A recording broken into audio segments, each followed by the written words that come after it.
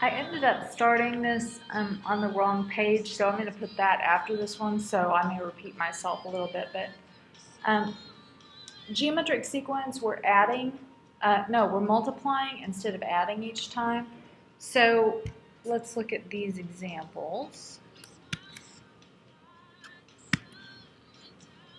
Oh, hold on. Okay. There we go.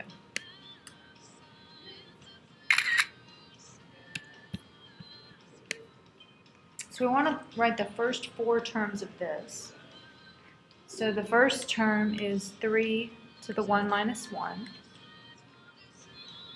3 to the 2 minus 1, 3 to the 3 minus 1, 3 to the 4 minus 1. So this is just me plugging into the function, 1, 2, 3, and 4, and 3. So this is 1, anything to the 0 is 1, 3, 3 squared, 3 cubed.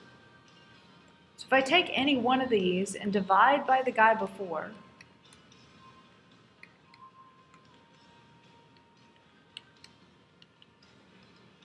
oops, the guy actually before, divide by the guy before, then I get the same thing all the time. So instead of subtracting the previous term, now we're dividing by the previous term.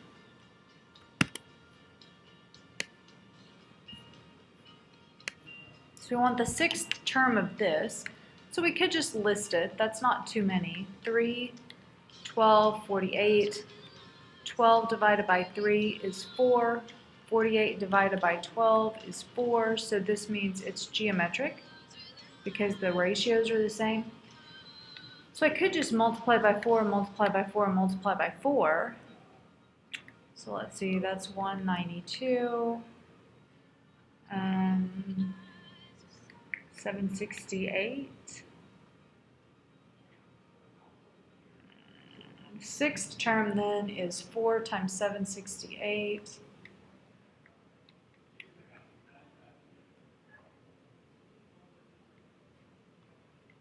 So 3072 is the sixth term, but how many times had we multiplied by 4? So we need to think about this from the same kind of perspective as before.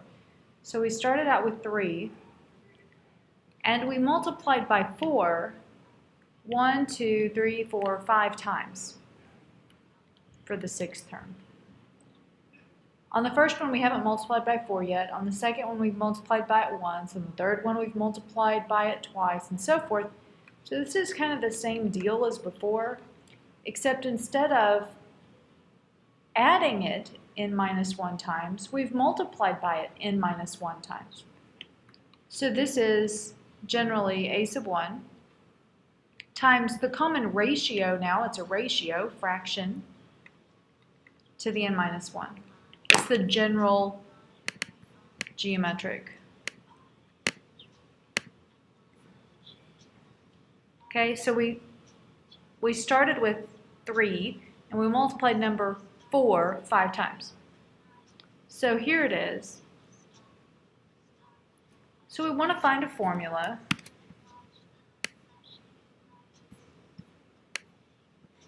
for the nth term. If a sub 1 is 2 and r is 5. So I just plugged in 2, 5. That's all. And then we want the 8th term.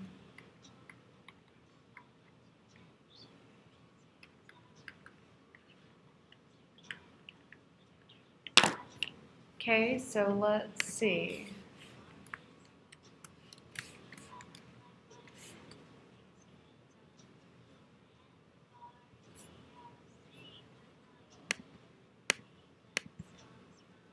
$156, $250.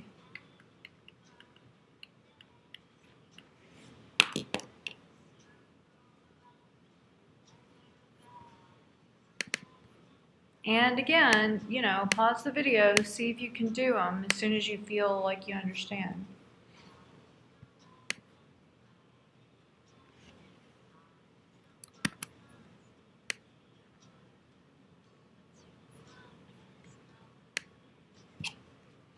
Okay, so this time we have a sub 1.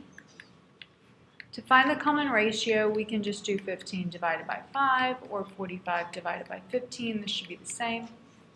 R is 3, so a sub n is 5 times 3 to the n minus 1. And we want the 10th term, so a sub 10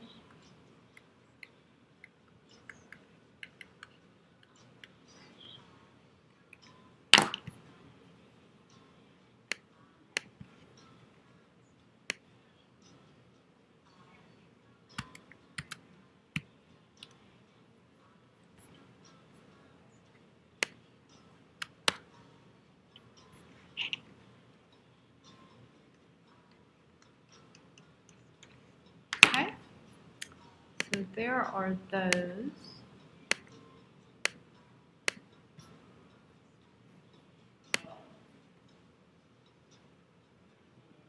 Now, this one's slightly different. So previously we were multiplying by 5 and then by 3, and now there's something fractional going on, but we actually find it in the same way.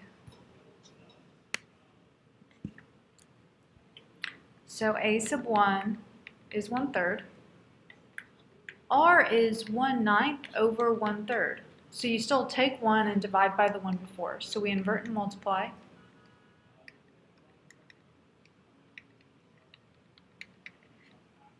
So R is also 1/3. Okay? So a sub 6. Well, so a sub n is 1/3 times 1/3 to the n minus 1, which, if we like, is just 1/3 to the n, because these match, right? So n minus 1 plus 1. So a sub 6 is 1/3 to the 6th.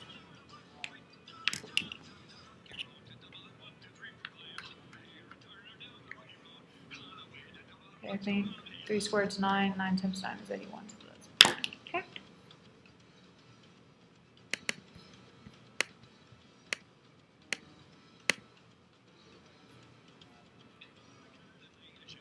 Okay, so here let me prove this formula to you.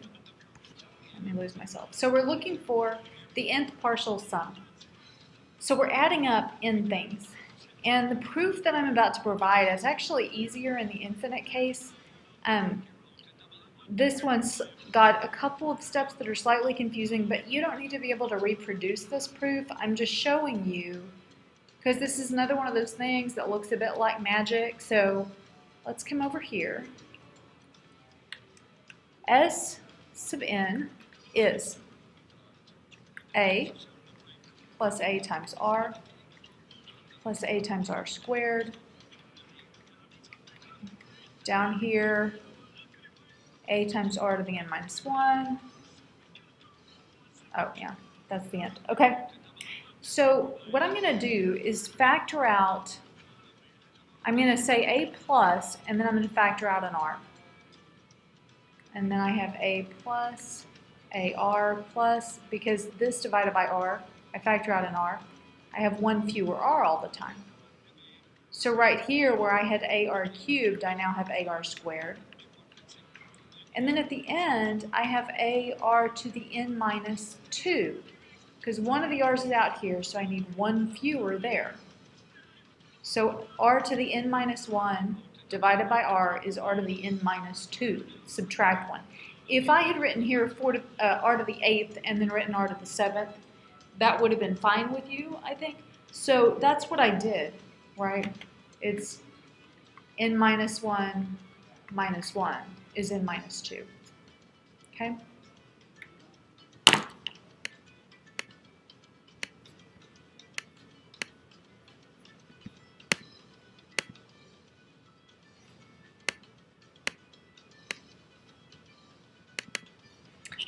I was just bored with the green. Okay, so there we go. This is equal to a plus r times, what I'd like to be able to write is s sub n. You see how it starts like s sub n, a plus, ar plus, and so forth? But the thing is, it stops short of this guy. I need this guy back. So I'm going to say a plus, ar plus, AR squared plus, come on down here, AR to the n minus 2. I want it to go, let me give myself more room.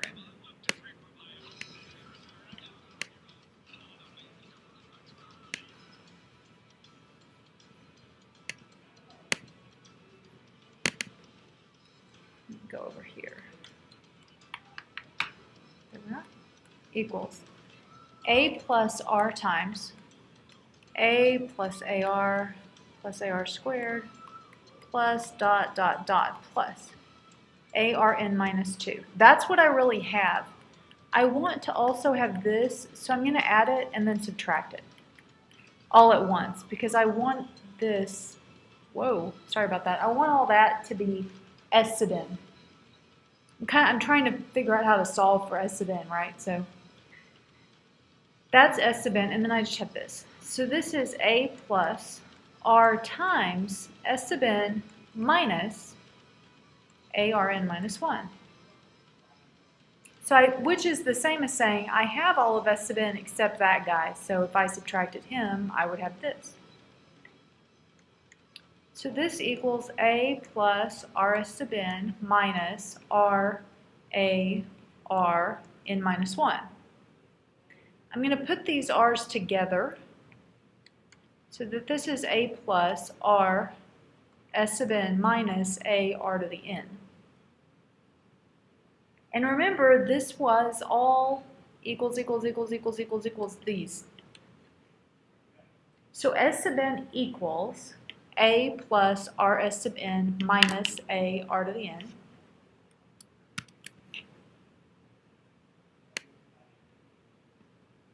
I'm going to capture that and move it there.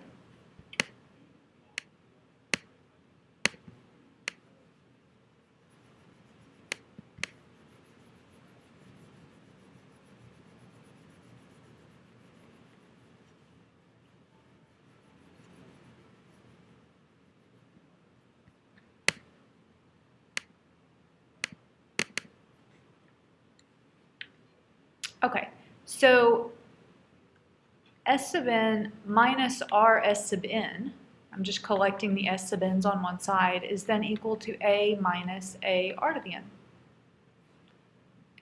Factor out the S sub n. Factor out the A. Dividing by 1 minus R over here then.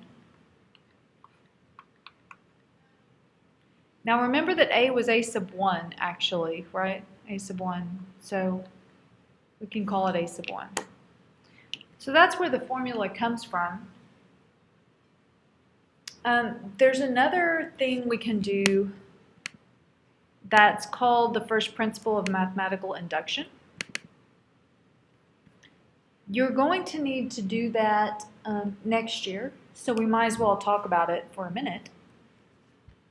First principle of mathematical induction works by saying, okay, I want to show that something is true for all, whole numbers or fractions or whatever from some point on. And so what you do is you just show it's true for the initial case, that first value, just straight away. And then you say, okay, now I'm going to suppose it's true for k.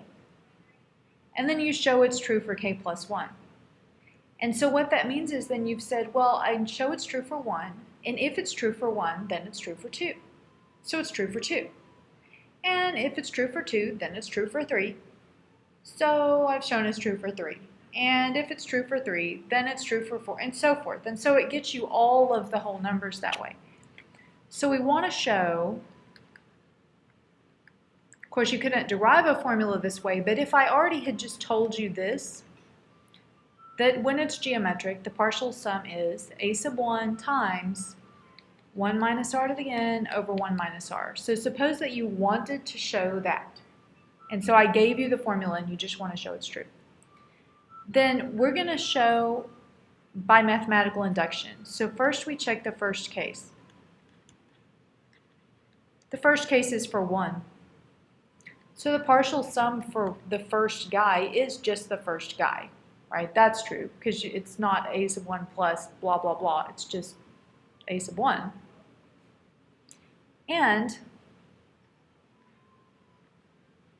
a sub 1 times 1 minus r to the 1 over 1 minus r is a sub 1, because r to the 1 is r, so this is 1. So this is this, so I have shown that in the case of 1, this is true. Hopefully that's clear to you. It was a little too easy in a sense, but so for a sub 1, s sub 1 would equal a sub 1, and the claim was that it would equal this. But obviously these are equal. So we've shown it's true for the first case. In a feeling like a hand wavy sort of way, but hopefully it's clear enough. Okay, now I'm going to assume it's true for k.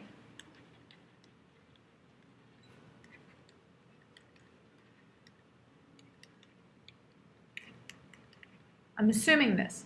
We know that's true at least for 1, right? So I can assume it's true for some k. So then I want to show s sub k plus 1. S sub k plus 1 is equal to, this is the first k plus 1 guys, so I've got the first k guys plus a sub 1 times r to the k, because this is k plus 1 minus 1. So this is the k plus first term, okay? So this is equal to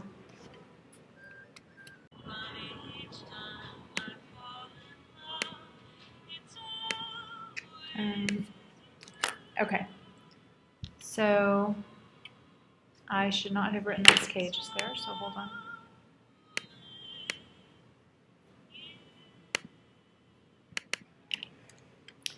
So this equals,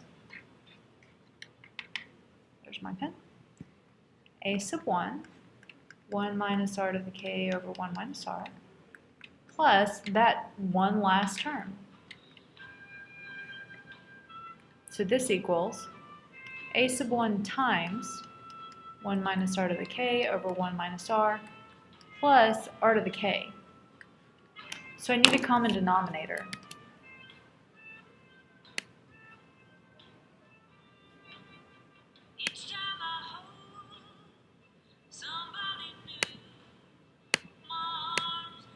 Just need a little bit more room.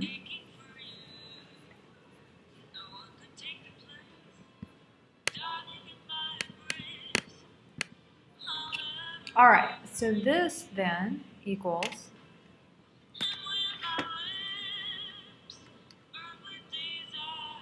that's interesting.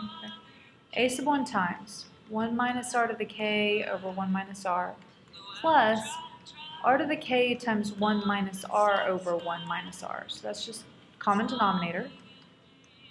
A sub 1 times 1 minus r to the k plus r to the k minus r to the k plus 1. So all I did here was, let me get myself arranged, things are getting crooked. All I did here was distribute that r to the k and put these two together now that they have a common denominator. But then you can see that this cancels, and I have 1 minus r to the k plus 1 over 1 minus r, and this was s sub k plus 1. So k plus 1, k plus 1. So this said, assume it's true for k. Well, it is true for 1. So if it's true for 1, then it's true for 1 plus 1, or 2. So it's true for 2. If it's true for 2, it's true for 3. And it is true for 2, so it's true for 3. So you could just keep stepping 1 by 1 by 1 out to infinity, and you get this is true for all whole numbers by the first principle of mathematical induction. So that's a little intro to this line of thinking to plant that seed so that next year it's at least you've heard of it before. It's kind of a nifty little thing. I enjoyed proving things by that when I was in school. Okay, so the sum of the first 12 terms, the first thing you would want to do is check what kind of sequence you have. You'd look at it and probably notice it's times 2 times 2 times 2, right? But you can always check.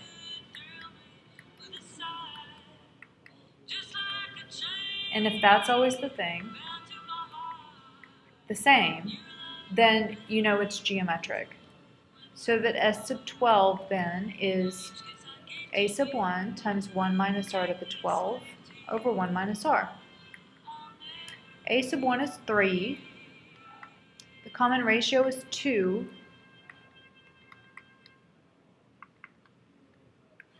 So here's a minus 1 down here.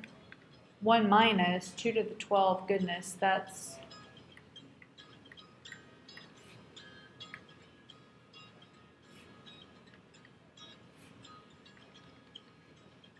okay, so this is 3 times negative 4,095 over negative 1, so those cancel, the negatives do.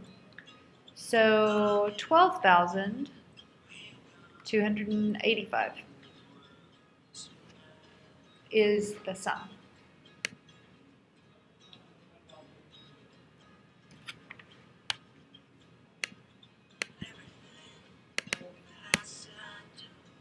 Okay, now this one.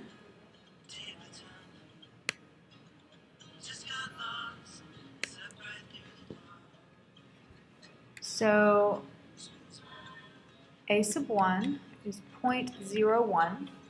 To find the ratio, in this case, you could maybe just look here and see it's 10, but remember that you can always take any of them. So 0.1 over 0.01, for example, is still 10. Okay, so R is 10. So S sub 7 is A sub 1 times 1 minus r to the 7 over 1 minus r.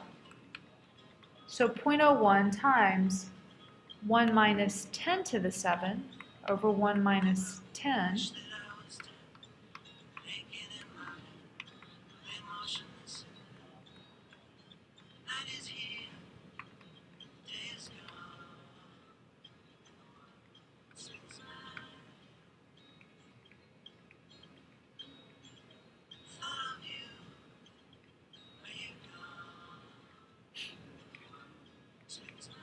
Okay, so the negatives cancel, and you get 0.01 times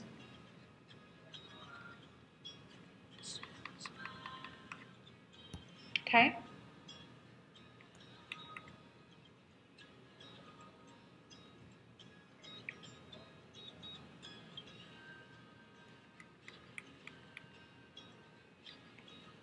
Okay, so I think I subtracted correctly. That's far and away the most likely thing for me to mess up, but I think that I did. Should have been 10 million, and we ended up with, yeah, that should work. Okay, so there's that.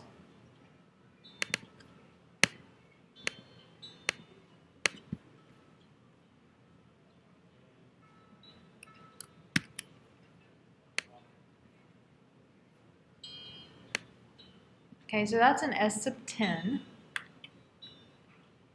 So this should be A sub 1, 1 minus r to the 10, 1 minus r, 5. Oh, wait, if I plug in 1, I wish there was a little undo button in this program. Okay, so A sub 1 is 5 times 2 to the 1 is 10. R is 2. It's always going to be the guy that has the power there. So this is 10. 1 minus 2 to the 10. 1 minus 2.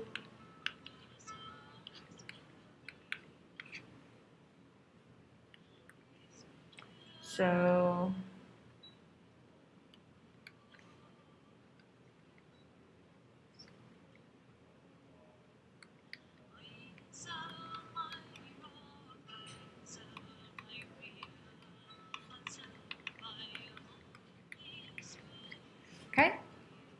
That should have been right there.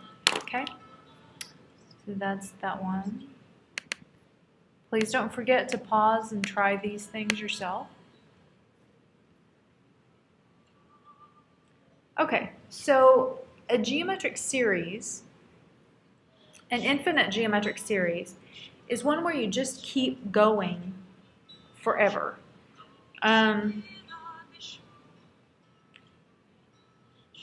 I think, I'm not sure where I start running into myself here on the thing that I had already recorded when I started here, actually. So let me go check. I may insert something here and then pick up later. All right, I want to show you guys the current situation here on the Me 2020 page. So here's the video that actually should be loaded now. And the notes where I showed you before. These are all practices and IXL practices. There will be, after each one, a link to an assignment, and on that assignment you'll be requested to get a certain percentage. I guess it's percentage, it's out of 100. Anyway, you know how IXL works. You just keep trying and trying until you get up there. And in the meantime, if you're doing, well, if you understand it totally, it actually doesn't take that many questions, like, 10, 15 questions to get past a 70. But if you don't understand, then you should go back to the video, and I'll put a link to Khan Academy sequence also. And the assignments can all be in a module as well, so I'll add them there, but each one of these will have the assignment right after it too. So if you just do this and then click on the assignment and so forth. I also will probably create some multiple choice assignments.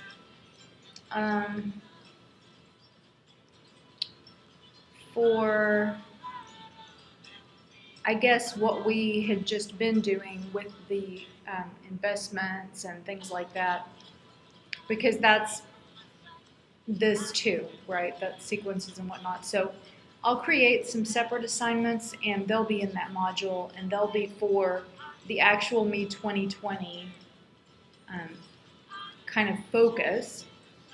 But this stuff all leads to it, so you still need it. Okay? So anyway, we were, oh yeah, I had to restart my computer. Too far. Geometric series. So that's where you multiply by the same thing each time. And that thing is called the common ratio. So remember that we're always comparing one to the other. So if I subtract the previous term from a current term, and I always get the same thing, that's a common difference. But if I'm dividing by the previous term all the time, then that's a ratio. Ratio just means fraction. So if I'm always dividing to find the common number, then it's called a common ratio. So we call it R instead of D. R for ratio. Okay, so we have finite series and infinite series. So the finite one we've done so far, those are partial sums, if you want, of the infinite ones. So if you just add up finitely many things, then you get some number all the time. You can always add up as many finite things as you want, but let's talk about what if it's infinite. So some things, if you do, for example, this says start with an equal 1, and then 2, and then 3, and then 4, and so forth. And so this is 1 plus 1/2 plus 1/3, and so forth like that. So it turns out that this sum is actually infinity. We're adding too much each time, so that the partial sums have as their limit infinity. So a limit is what are you getting close to as you go, and we've talked about these when referring to E before, where we're letting the n go to infinity. That's called a limit at infinity. So if I let n go to infinity and I add this all the time, then I'm going up to infinity as well. So if you imagine it like steps,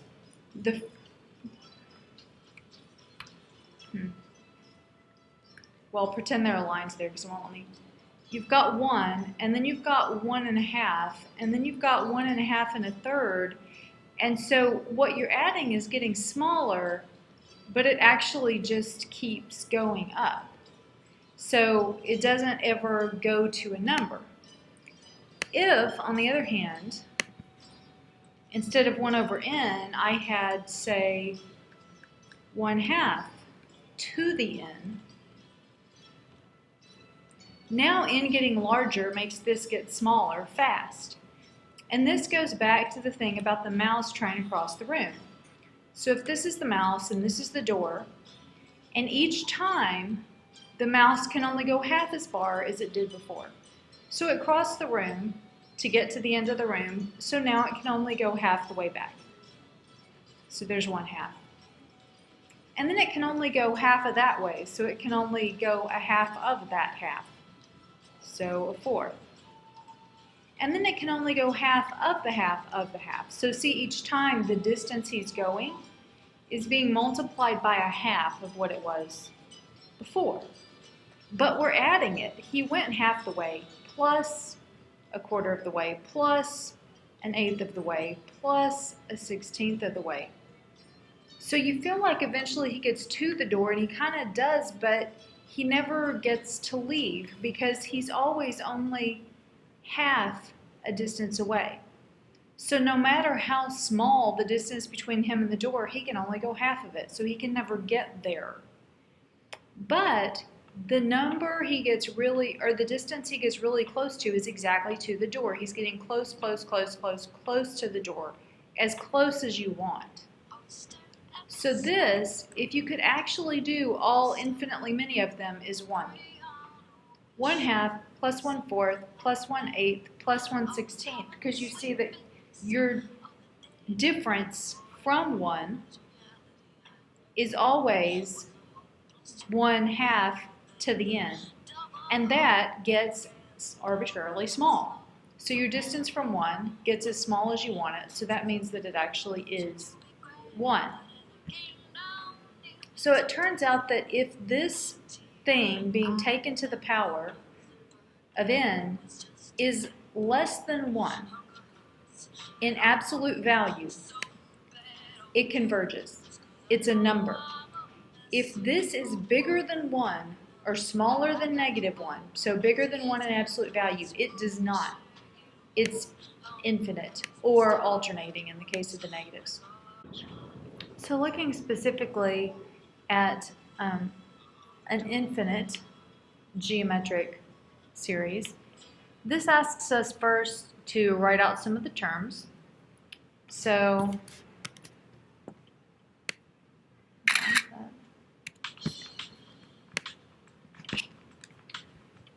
this one would be, if I plug in 1, it's 1/3, well, okay, so 8 times 1/3 to the 1 minus 1 plus 8 times 1/3 to the 2 minus 1 plus 8 times 1/3 to the 3 minus 1. Lito's kind of loud here, so turn that down. And so forth. Okay, so the first one then is just 8. So this has been written, thankfully, with the I minus 1, so that we know the first term is a sub 1. 8/3. 8 times 1/9 is 8/9. 8/27, etc. Okay? So these are getting smaller fast. 8/81, 8/243, 8/729. They're getting small exponentially quickly, for which reason we're going to be able to add it up. This one Just move this down a little kind of now. So the first one is 4, and then 4 times 2, 8 times 2, and so forth. And if you were here, I could ask you, but I mean, this exponential function, if you graph it, would look like this, right? It's getting tiny as we go out. This one's actually like this. We're adding bigger and bigger and bigger things now.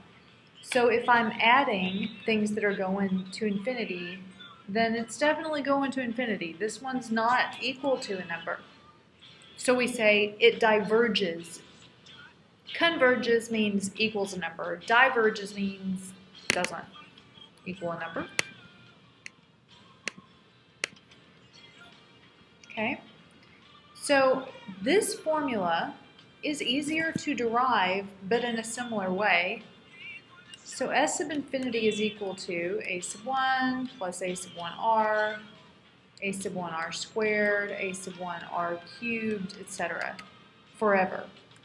So this is a sub 1 plus r times a sub 1 plus a sub 1r plus a sub 1r squared off to infinity. Now the cool thing about this is because since it's going out to infinity, there's nobody left off the end. This is a sub 1 plus r times s infinity. It's all of it because they both keep going out forever. So then s sub infinity minus r s sub infinity is a1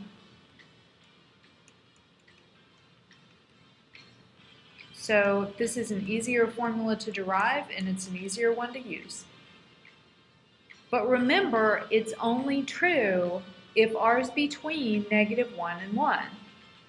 If it's bigger than or equal to 1, less than or equal to -1, you cannot use this formula.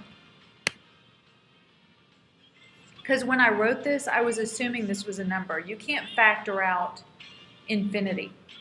So the minute I factored it out right there, I was saying it's a number. So it's got to converge for this to be true. Okay, so find the sums. So all I need is a sub 1 and r. So for this one, a sub 1 is 16. I'm dividing by 3 each time. R is therefore a third, but we can always, get it this way.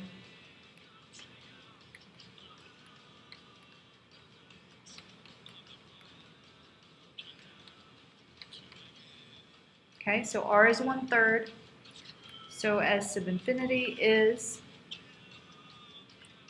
16 over 1 minus 1/3.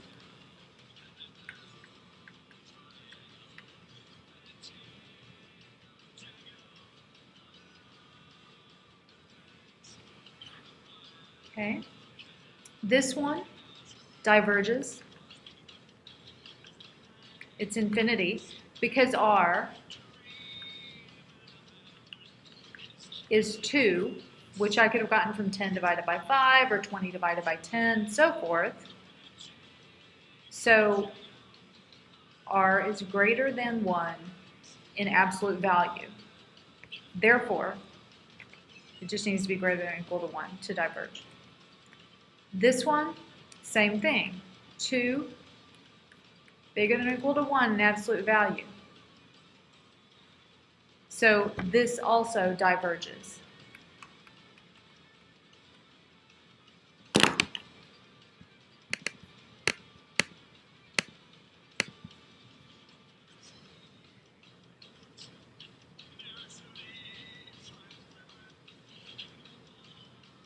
Okay, so we're going to now invest our annual bonus of $2,000 every year for 10 years. We get 5% compounded annually. You know what? I'm going to close this video and I'm going to start a new one for applications because we actually have a couple of applications more that I want to add that are non-financial, and there are quite a few of these. So closing this one out.